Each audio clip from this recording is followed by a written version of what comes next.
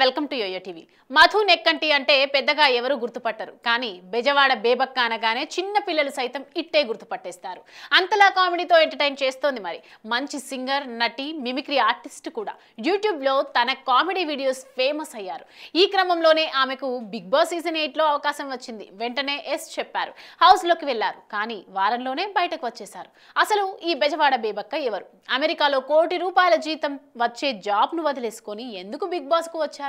పదుల సంఖ్యలో సినిమాలు చేసినా ఎందుకు గుర్తింపు రాలేదు? ఇలాంటి మరిన్ని ఆసక్తికర విషయాలను బేబక్క రియల్ లైఫ్ స్టోరీలో తెలుసుకుందాం.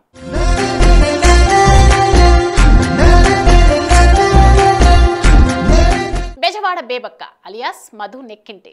ఈమె ఆంధ్రప్రదేశ్లోని విజయవాడలో 1996 మే 31న జన్మించారు. స్కూలింగ్, కాలేజీ అంతా ఇక్కడే సాగింది. పై చదువుల కోసం అమెరికా వెళ్లారు. న్యూజెర్సీలో తన చదువును పూర్తి చేసి అక్కడే జాబ్ చేసుకుంటూ ఉన్నారు.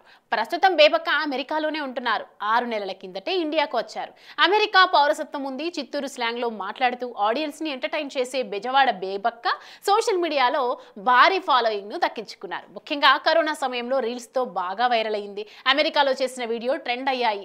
దీంతో పాటు డిఫరెంట్ గా రీల్స్ చేస్తూ అలరించింది. మంచి ఫేమ్ రావడంతో ఈమె ఇండియాకు వచ్చి సెటిల్ అయ్యారు. ఇక్కడే సోషల్ మీడియా సెలబ్రిటీగా మారిపోయారు. మధు నెక్కంటి చేసే రీల్స్ లో మంచు లక్ష్మితో చేసిన రీల్స్ ఆమెను ఇమిటేట్ చేయడం బాగా వర్కౌట్ అయ్యింది. బేబక్క ప్రముఖ దర్శకుడు కె రాఘవేంద్రరావుకి బంధువు. ఆయన ఆమెకి పెదనాన్న అవుతారు. దీంతో సినిమాల్లో కూడా తన అదృష్టాన్ని పరీక్షించుకోవాలనుకుంది. సినిమాల్లో అవకాశాల కోసం ట్రై చేసింది. అలా తను అందరూ బాగుండాలి, అందులో నేను ఉండాలి, 24 కిస్సెస్, మళ్ళీ పెళ్లి వంటి సినిమాల్లో ఆమె నటించి మెప్పించారు. తెలుగు ఇండస్ట్రీలో మధు నెక్కింటి దాదాపుగా 20 సినిమాల వరకు చేశారు.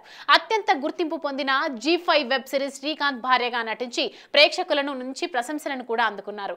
ఆహా కళ్యాణం అనే వెబ్ సిరీస్ లో కూడా నటించారు. అయితే బేబక్కకు గతంలో వివాహం జరిగింది. అయితే తర్వాత వారు విడిపోయారు. కేవలం సినిమాలే కాదు, అమెరికా వివిధ తెలుగు ఈవెంట్స్ కూడా ఆమె హోస్ట్ గా వ్యవహరించారు. అంతేకాదు 2015లో ఓరి దేవుడా సినిమాలో కూడా ఒక పాట పాడారు. అలా సింగర్ గా కూడా ఎంట్రీ ఇచ్చారు. ఇలా తను పాడిన పాటలకు ప్రేక్షకుల నుంచి మంచి రెస్పాన్స్ వచ్చింది.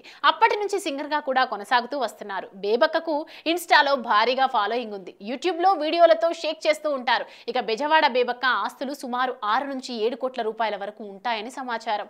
ఆమెకున్న ఫాలోయింగ్, కామెడీ సెన్స్ అన్ని గమనించి బిగ్ బాస్ టీమ్ ఆఫర్ ఇచ్చింది. స్టేజ్ పై బేబక్క చేసిన కామెడీ చూసిన అందరూ మంచి ఎంటర్టైనర్ అనుకున్నారు. కానీ అంతకంటే సెన్సిటివ్ అని బేబక్క హౌస్ లోకి వెళ్ళాక కానీ అర్థం కాలేదు.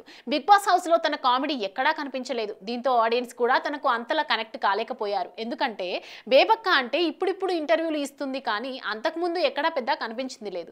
ఏ రియాలిటీ షోలలో పాల్గొన్నది లేదు. సో మొత్తంగా ఎంటర్టైన్ చేద్దామని బిగ్ బాస్ హౌస్ లో అడుగుపెట్టిన బేబక్క మిగతా కంటెస్టెంట్స్ ఈమెను సీరియస్ గా తీసుకోవడంతో మొదటి వారమే ఎలిమినేట్ అయిపోయింది. బేబక్క బయటకు వచ్చాక ఎక్కడ చూసినా ఆమె ఇంటర్వ్యూలే కనిపిస్తున్నాయి. ఇవన్నీ చూస్తుంటే ఆమెకు సినిమా ఛాన్సులు పెరిగే అవకాశం ఉంది. మంచి కామెడీ రోల్స్ కూడా వస్తాయనడంలో ఎలాంటి సందేహము లేదు.